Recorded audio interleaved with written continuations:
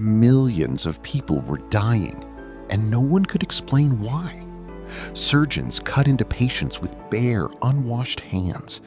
Mothers perished days after giving birth.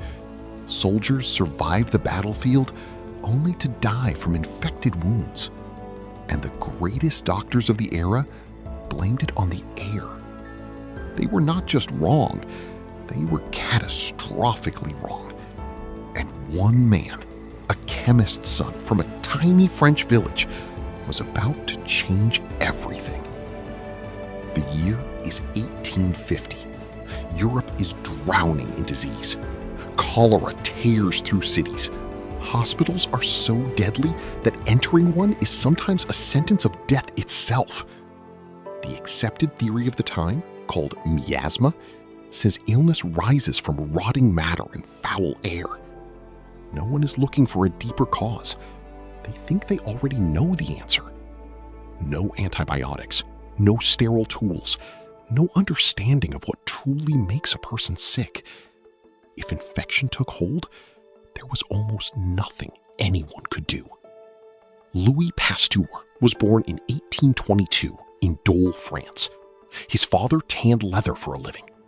His early teachers saw nothing remarkable in him. But Pasteur had a hunger no classroom could contain. He needed to understand the why behind everything. In the 1850s, he was asked to solve a simple problem. French brewers couldn't understand why their fermentation kept failing. Why did liquids spoil? Why did wine turn sour? Science said it was chemistry, an automatic, lifeless reaction. Pasteur looked through his microscope and saw something moving, something alive. He built a flask unlike any before it, its neck curved long and gracefully, shaped like a swan. He boiled a nutrient broth inside until nothing survived. Then he left it open to the air. The curved neck allowed air in freely, but trapped any tiny particles trying to enter. The broth stayed clear, week after week, month after month. Then he snapped the neck. Within 2 days, the broth turned murky, alive with contamination. Pasteur had his answer. Life doesn't arise from nothing. It arrives on invisible particles drifting through the air, landing on every surface we touch. Spontaneous generation, one of science's oldest beliefs, collapsed. And in its place, germ theory was born. If microbes cause fermentation, could they cause disease? Pasteur believed it with every fiber of his being. He identified specific organisms linked to specific illnesses. He showed they could travel from person to person.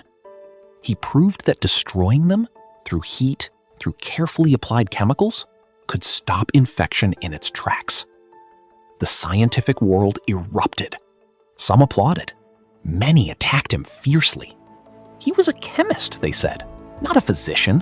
What could he possibly know about the human body? As it turned out, everything that mattered.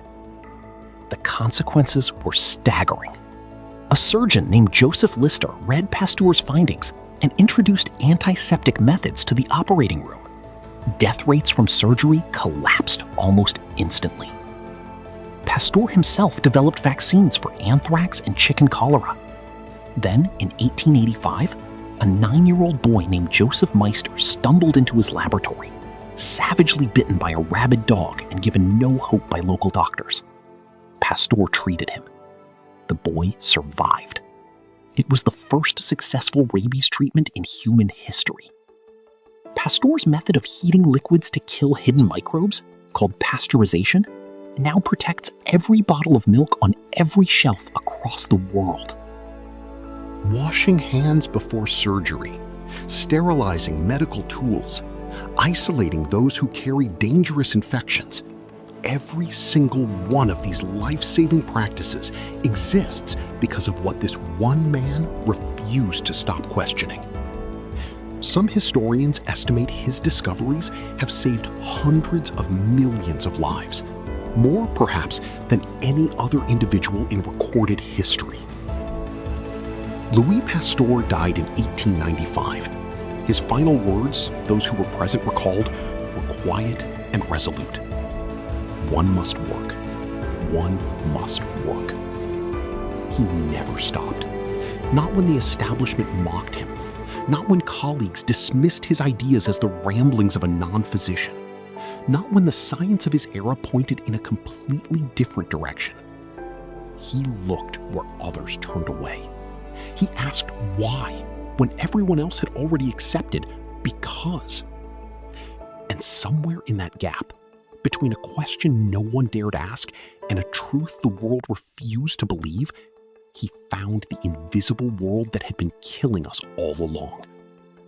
Every time you wash your hands, every time a doctor puts on gloves before touching a wound, every time a child survives a disease that once had no cure, that is Louis Pasteur, still working.